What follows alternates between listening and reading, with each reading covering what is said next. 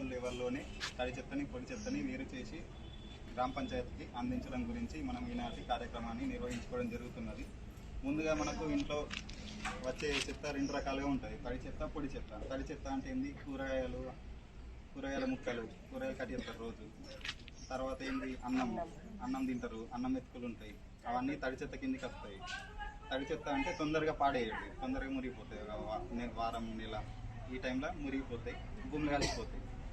పొడి చెత్త అంటే ఏంటంటే ప్లాస్టిక్ సంబంధించినవి ఉంటాయి పొడి చెత్తలు. ఇదంతా సపరేట్గా చేసి ఇవ్వాలి గ్రామ పంచాయతీ. ఇస్తే ఈ తడి చెత్తని కాంపోస్ట్ ఎరువు కింద మార్చుతుంది.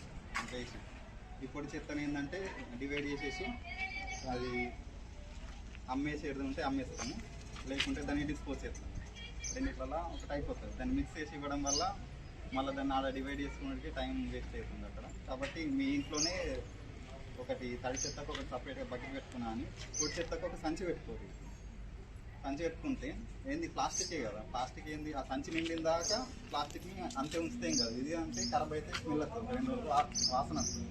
దీన్ని ట్రాక్టర్కి ఇచ్చేయాలి. ఇది సంచి నిండిన తర్వాత సంచితోటే మీరు ట్రాక్టర్కి ఇచ్చేస్తే మేము అక్కడ సింపుల్గా డివైడ్ చేసుకోవడానికి సింపుల్గా ఉంటుంది మాకు. కాబట్టి అందరూ సపరేట్ చేసి ఇవ్వాలి. ఇప్పుడు ఆ సంచి నిండిన దాకా నెల రోజులు టైం పట్టింది అనుకో.